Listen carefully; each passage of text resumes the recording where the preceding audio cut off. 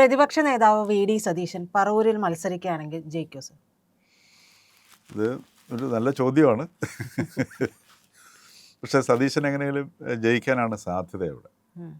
പക്ഷെ സതീശൻ ഒരുപക്ഷെ ഈ വരുന്ന നിയമസഭാ തിരഞ്ഞെടുപ്പിൽ ഏറ്റവും ശക്തമായ പോരാട്ടം നടക്കാൻ പോകുന്നൊരു സ്ഥലമാണ് പറവൂർ നിയോജകമണ്ഡലം.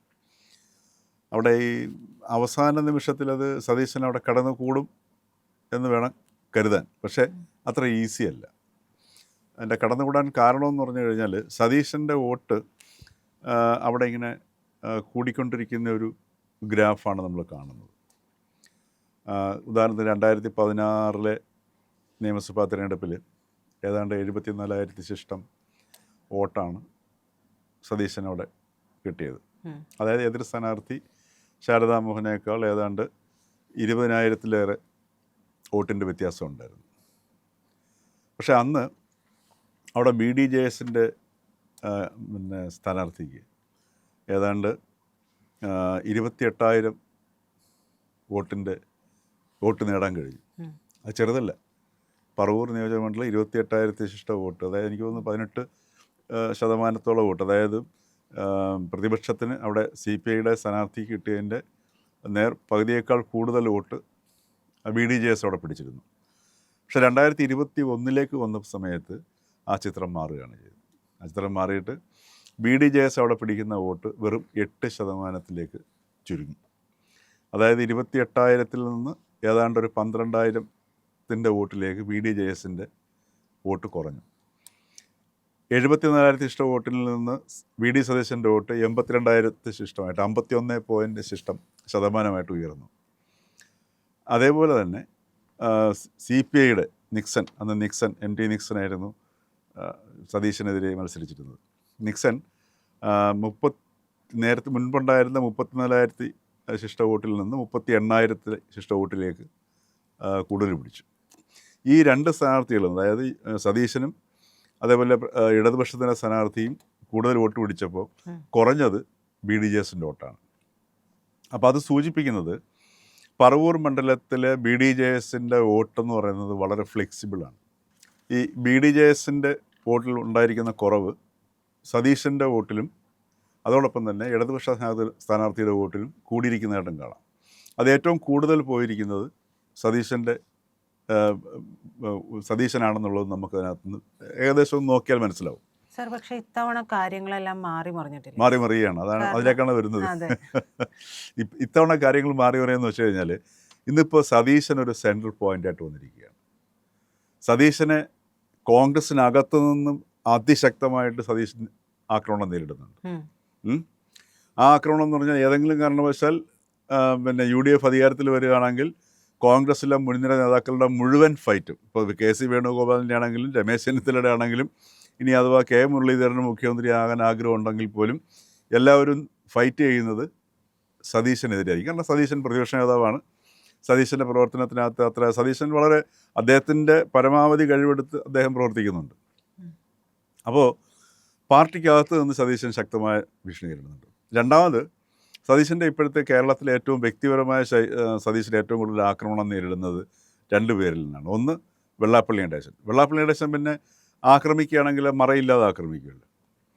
അതോടൊപ്പം തന്നെ സുകുമാരൻ നായരാണ്. ഈ രണ്ട് മത നേതാക്കന്മാരും സതീശനെ നന്നായിട്ട് ആക്രമിക്കുന്നുണ്ട്. അപ്പോൾ ഈ സുകുമാരൻ നായർക്ക് എത്രമാത്രം അവിടുത്തെ NSSൽ സ്വാധീനമുണ്ട് എന്നുള്ളതിനെക്കുറിച്ചിട്ട് ശരിക്കും നമ്മുടെ മുമ്പിൽ നമുക്ക് വ്യക്തമായിട്ട് പറയാൻ പറ്റത്തില്ല.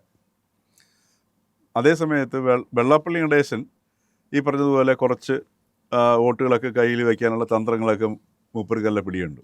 കുറച്ച് ശാഖാംഗങ്ങളുടെ എങ്കിലും കയ്യിൽ വയ്ക്കാൻ സാധ്യതയുണ്ട്.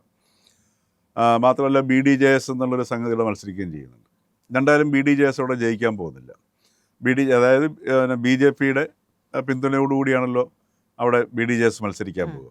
അപ്പോൾ രണ്ടായാലും BJPയുടെയോ അതല്ലെങ്കിൽ BDJSൻ്റെ കാൻഡിഡേറ്റ് അവിടെ നിന്ന് മത്സരിച്ച് വരില്ല. അപ്പോൾ BJPയും CPMും തമ്മിൽ ഇപ്രാവശ്യം ഒരു അന്തർധാരയിൽ അല്ലെങ്കിൽ ഒരു ധാരണയുടെ അടിസ്ഥാനത്തിലാണ് മത്സരിക്കുന്നത്. ഇതുവരെ കേരളത്തിലുണ്ടായിരുന്ന തിരഞ്ഞെടുപ്പിലൊക്കെ ഏതെങ്കിലും ഒരു മണ്ഡലത്തിൽ BJP ജയിക്കുമെന്ന് തോന്നൽ വന്നു കഴിഞ്ഞാൽ ജയസാധ്യത UDFനാണെന്നുണ്ടെങ്കിൽ CPMൽ നിന്ന് നല്ലൊരു ശതമാനം ഈ മറിക്കുന്ന വോട്ടുകളുണ്ട്. അതൊക്കെ ഉള്ള സ്ഥിരമായിട്ടുള്ള വോട്ടുകളാണ്. അത് അങ്ങോട്ട് കൊടുത്തിട്ട് അവർ ജയിക്കുകയും അതേപോലെ കോൺഗ്രസ് തിരിച്ച് ചെയ്യുകയും ചെയ്യുന്നൊരു പ്രവണത കേരളത്തിലുണ്ടായിരുന്നു.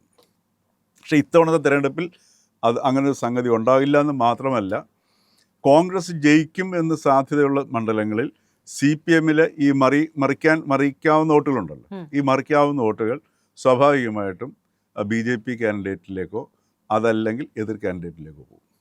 ഇത് സമുദായ നേതാക്കന്മാരുടെ കാര്യം സാർ പറഞ്ഞല്ലോ. അത് മാത്രമല്ലാതെ ഇപ്പോൾ VD സതീശൻ എന്ന് പറയുന്ന പ്രതിപക്ഷ നേതാവ് ചേർന്ന് നിൽക്കുന്നത് മുഴുവനും ഈ പറയുന്ന ജമാഅത്തെ പോലുള്ള എല്ലാ തരത്തിലുമുള്ള സംഘടനകളുമായിട്ട് ചേർന്ന് നിൽക്കുന്നുണ്ട്. അവരുടെ രാഷ്ട്രീയം എന്താണ് എന്നുള്ളത് നമുക്ക് വളരെ കൃത്യമായിട്ട് അറിയാവുന്നതാണ്. അപ്പോൾ അത് പൊതുജനങ്ങൾക്ക് മനസ്സിലായി തുടങ്ങിയിട്ടുണ്ട്. അതിനെതിരെ വളരെ വ്യാപകമായ രീതിയിലുള്ള പ്രതിഷേധങ്ങൾ ജനങ്ങളുടെ ഭാഗത്തുനിന്നത് ജനങ്ങൾ തന്നെ സോഷ്യൽ മീഡിയ പ്ലാറ്റ്ഫോമുകളിൽ എഴുതിയിടുന്നുണ്ട്. സാധാരണ നമ്മൾ സൈബർ വിങ്ങുകളെ എഴുതിയിടുന്നതാണ് കാണുന്നത്. പക്ഷെ ഇത്തവണ അങ്ങനെയല്ല. ഇതെന്തിനാണ് ഇത്തരത്തിലൊരു കൂട്ടുകെട്ടുമായി ബന്ധപ്പെട്ട്, ഇതിനു മുമ്പ് ഇത്തരം കൂട്ടുകെട്ട് CPM-മായി ബന്ധപ്പെട്ടാണ് നമ്മൾ കേട്ടുകൊണ്ടിരുന്നത്. പക്ഷെ ഇത് നേരെ മറിഞ്ഞിരിക്കുകയാണ്. അപ്പൊ ആ ഒരു വികാരം കൂടി സ്വമേധയാ ജനങ്ങളെ ഏറ്റെടുക്കുന്ന രീതിയിലേക്ക് വന്നാൽ അല്ല, അതും പിന്നെ സതീശനെ പറവൂരിൽ ദോഷകരമായി ബാധിക്കുന്ന ഒരു സംഗതിയാണ്. അപ്പോൾ അവിടെ SDPIക്കൊന്നും വലിയ വോട്ടുകളൊന്നുമില്ല, പണ്ടും വലിയ വോട്ടില്ല, ഒരു 1000-ന് താഴെയൊക്കെ ഉള്ളെന്ന് തോന്നുന്നു നേരത്തെയൊക്കെയുള്ള വോട്ട്, അല്ലെങ്കിൽ വളരെ കുറച്ച് വോട്ടേ ഉള്ളൂ. ആ ഒരു ഈ ജമാഅത്തെ ഇസ്ലാമിയായിട്ട് സഖ്യമുണ്ടാക്കിയതിലും ഏറ്റവും കൂടുതൽ ആക്രമണം നേരിടാൻ പോകുന്നത് സതീശൻ തന്നെയാണ്. അപ്പോൾ അതോടൊപ്പം തന്നെ BJPയുടെ വോട്ട് പെർസെൻറ്റേജ് കൂടിയിട്ടുണ്ട്. ഇപ്പോൾ കേരളത്തിൽ വോട്ട് പെർസെൻറ്റേജ് കൂടിക്കൊണ്ടിരിക്കുന്ന ഒരു പാർട്ടി BJPയുടെയാണ്. അപ്പോൾ സ്വാഭാവികമായിട്ടും പറവൂർ മണ്ഡലത്തിൽ അതും ഒരു ഘടകമാകും.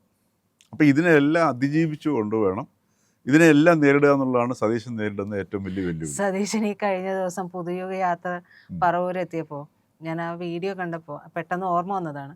പൊട്ടിക്കരയാണ്, വിതുമ്പാണ് സതീശൻ ജനങ്ങളുടെ മുമ്പിൽ നിന്നിട്ട്.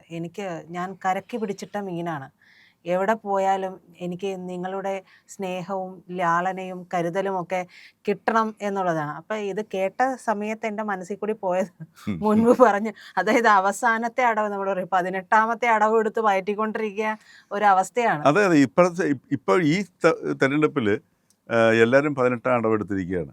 എനിക്ക് തോന്നുന്നു ഇടതുപക്ഷം അല്ലെങ്കിൽ CPM ഒക്കെ 18 അപ്പുറത്തേക്കൊന്നൊരു അടവുണ്ടെങ്കിൽ അത് എടുക്കാൻ ശ്രമിച്ചുകൊണ്ടിരിക്കുന്ന ഒരു കാലഘട്ടമാണ്. അപ്പോൾ സ്വാഭാവികമായിട്ടും സതീശനായിരിക്കും ഏറ്റവും കൂടുതൽ ഈ പറഞ്ഞതുപോലെ ഈ ആക്രമണം നേരിടുന്നത്.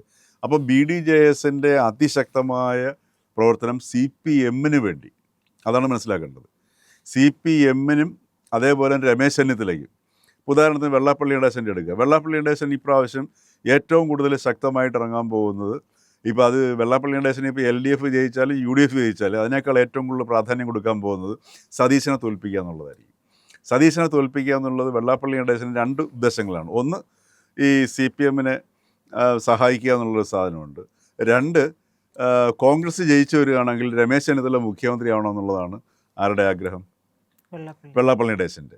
അപ്പോൾ ഈ 2 കാരണങ്ങൾ കൊണ്ടും വെള്ളാപ്പള്ളി നടേശൻ ഏതെല്ലാം രീതിയിൽ വോട്ടർമാരെ സ്വാധീനിക്കാൻ കഴിയുമോ ആ രീതിയിലെല്ലാം ഈ BDJS വോട്ടർമാരെ, കാര്യം നല്ല ഈ വോട്ട് സംഖ്യയുള്ളൊരു പിന്നെ പാർട്ടി എന്ന് പറയാൻ പറ്റത്തില്ല, ഈഴവ സമുദായമുള്ള കൂടുതലുള്ളൊരു സ്ഥലവും കൂടിയാണ്. അത് 2016 29,000-29,000 വോട്ട് പിടിക്കുകയും ചെയ്തതാണ്. അപ്പോൾ അതിൽ നിന്നൊക്കെ മാറിയിട്ട് ഇപ്പോൾ പറഞ്ഞതുപോലെ BJPയുടെ വോട്ട് പെർസെൻറ്റേജ് വളരുന്ന സാഹചര്യവും ഈ CPM-നകത്തു നിന്ന് തന്നെ നല്ലൊരു ശതമാനം ആൾക്കാർ BJPയിലേക്ക് പോവുകയും ചെയ്യുന്നതൊക്കെ ഉള്ളൊരു പൊതു സാഹചര്യത്തിൻ്റെ പശ്ചാത്തലത്തിൽ അവിടെ BDJSൻ്റെ വോട്ട് ശ്രമിച്ചു കഴിഞ്ഞാൽ സംഘടിപ്പിക്കാവുന്ന ഒരവസ്ഥയുണ്ട്. പക്ഷേ അത് അവർ BDJS കാൻഡിഡേറ്റിന് വോട്ട് ചെയ്യിക്കാതെ വളരെ വീക്കായിട്ടുള്ളൊരു കാൻഡിഡേറ്റിനായിരിക്കും, അത് കാൻഡിഡേറ്റിനെ നിർത്തുമെന്ന് നമുക്ക് മനസ്സിലാക്കാൻ കഴിയും. വളരെ ദുർബലമായ ഒരു കാൻഡിഡേറ്റിനായിരിക്കും BDJS പറവൂരിൽ നിർത്താൻ പോകുന്നത്. വെള്ളാപ്പള്ളി നടേശൻ പരസ്യമായിട്ട് സതീശനെതിരെ പ്രസ്താവനകൾ ഇറക്കിയും അല്ലാതെയും അദ്ദേഹത്തിൻ്റെ ദൂതന്മാർ വഴിയും ശിങ്കിടിമാർ വഴിയും ഒക്കെ സജീവമായിട്ട് പറവൂർ മണ്ഡലത്തിലുണ്ടാവും. അപ്പോൾ ഈ ഒരു പശ്ചാത്തലത്തിൽ ഈ പറഞ്ഞതുപോലെ ഒരു മുസ്ലിം സമുദായത്തിൻ്റെ ഒരു പിന്തുണ സതീശന് അവിടെ കിട്ടുമെന്ന് വെച്ചാൽ അതിനും വേണ്ടിയുള്ളൊരു പിന്തുണ ഇതിനെയൊക്കെ മറികടക്കാൻ ഉള്ള ഒരു തോതിലുള്ള ഒരു മുസ്ലിം പ്രാതിനിധ്യം ആ മണ്ഡലത്തിലുണ്ടോ എന്നുള്ളൊരു സംശയമാണ്. അപ്പോൾ അതുകൊണ്ട് നല്ല പോരാട്ടമായിരിക്കും. പക്ഷേ എങ്കിലും സതീശന് അവിടെ നല്ല ബന്ധങ്ങളുണ്ട്, ആ ബന്ധങ്ങളൊക്കെ അദ്ദേഹം നിലനിർത്തുന്നുണ്ട്. അവിടുത്തെ NSSുമായിട്ടും അതോടൊപ്പം തന്നെ അവിടുത്തെ SNDPയുടെ നേതൃത്വമായിട്ടൊക്കെ വളരെ നല്ല രീതിയിൽ ബന്ധം പുലർത്തിക്കൊണ്ട് പോകുന്ന ഒരു വ്യക്തിയാണ് സതീശൻ. പിന്നെ രണ്ടാമത്തെ പ്രശ്നം എന്ന് വെച്ച് കഴിഞ്ഞാൽ കോൺഗ്രസ് ജയിക്കുകയാണെങ്കിൽ കോൺഗ്രസ് ജയിക്കും എന്നൊരു പൊതു അന്തരീക്ഷം ഉണ്ടാക്കുകയും ജയിക്കുകയാണെങ്കിൽ പറവൂരിനൊരു മുഖ്യമന്ത്രി എന്നുള്ള ഒരു സംഗതി അവിടെ സതീശൻ അല്ലെങ്കിൽ UDF അവിടെ പ്രചാരണത്തിന് ഉപയോഗിക്കുന്നുള്ളൊരു വസ്തുതയുണ്ട്. അപ്പോൾ അതുകൊണ്ട് സതീശനെ തോൽപ്പിക്കാൻ പ്രയാസമാണ്. പക്ഷേ അതിശക്തമായ പോരാട്ടമായിരിക്കും നേരിടുന്നത്. ജയിച്ചാൽ തന്നെ വളരെ സതീശൻ്റെ ഈ അവിടുത്തെ തെരഞ്ഞെടുപ്പ് ചരിത്രത്തിൽ ഒരു പക്ഷേങ്കിൽ ഏറ്റവും കുറവ് ഭൂരിപക്ഷത്തിലായിരിക്കും ഇപ്രാവശ്യം സതീശനോടെ ജയിക്കാൻ പോവുക.